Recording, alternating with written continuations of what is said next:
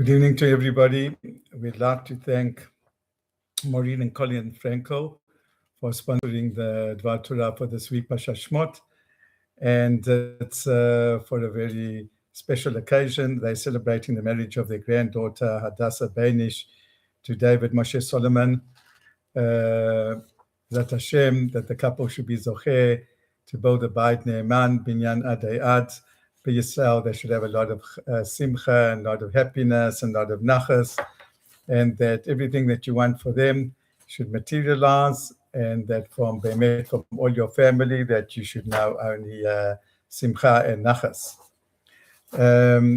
We have a tradition that the Egyptian exile was a forerunner, and it included all the various subsequent galuliot exiles that the Jewish people went through.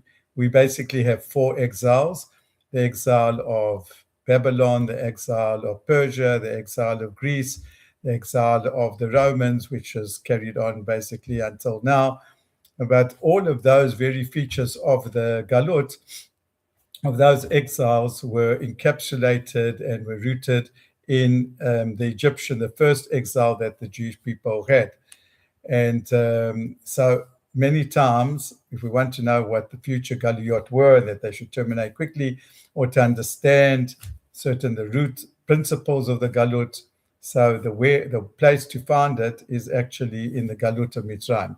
So with that introduction, I'd like to just analyze a pasuk that in Parshat Shemot, when it speaks about Yocheved taking her child Moshe, that she couldn't hide him anymore from the Egyptians.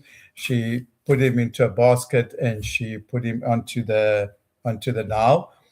And the Torah tells us that the daughter of Paro went down to bathe in the Nile, and she saw this basket amongst the reeds.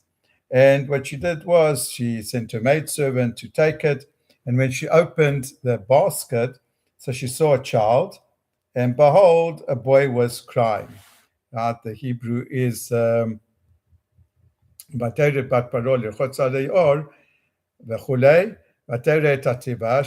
the basket.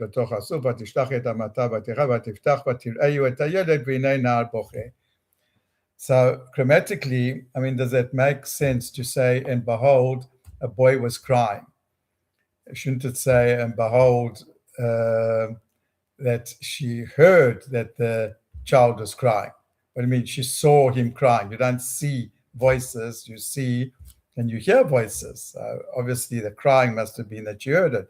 Why did the Torah use this verb that she saw the boy was crying? And I think that it's just a theory, but I think that this is one of, we said that the exile of Egypt is like, it captures so many different aspects and phenomena of the exile.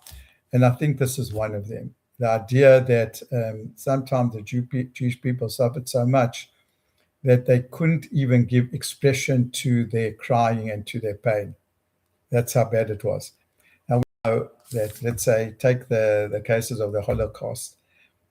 I'm sure that you've read and I'm sure that you know of this phenomena that people, children, mamash from like a couple of months, were trained and were trained in such a way by their parents to muffle their groans and to muffle their crying, lest the enemy detect them.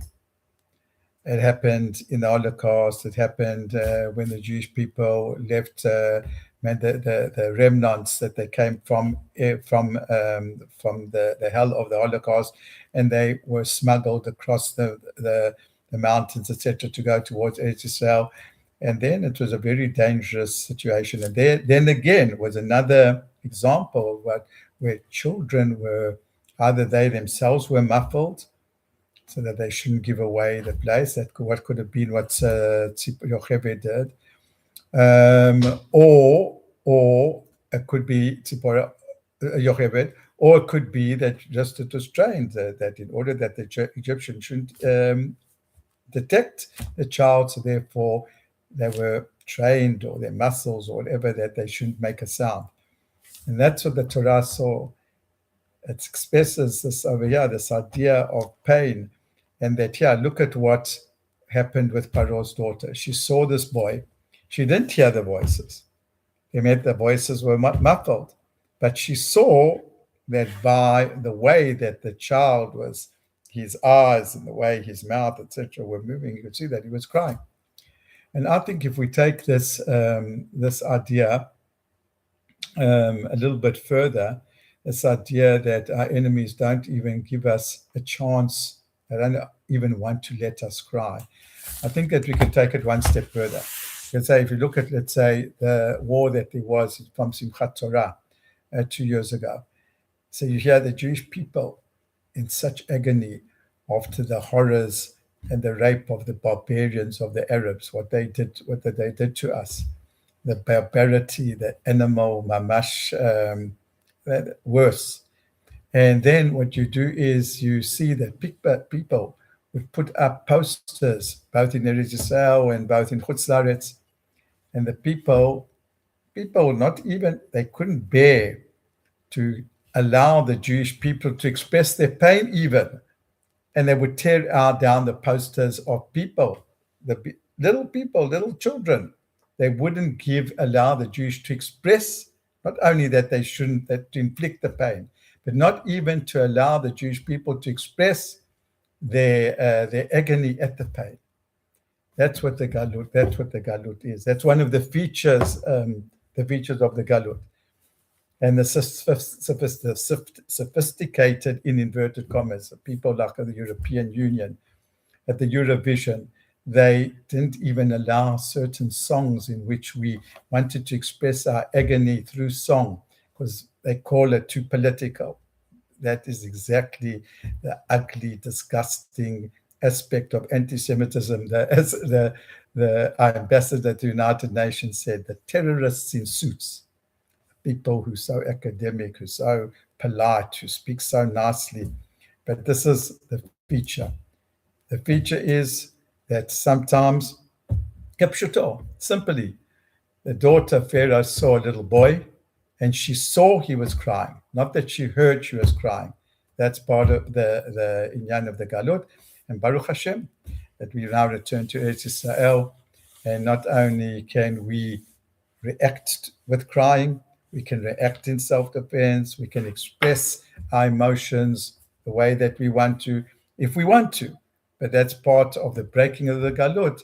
And Bezrat Hashem, that Hashem should return all the agony and the tears of the crying, that we say, that like we say in the Shir HaMalot, that Az Yomru Bagoyim Bechulei, and that we come to the Eretz Yisrael Berina. Shabbat Shalom to all of you, and again, Mazel Tov to the new couple.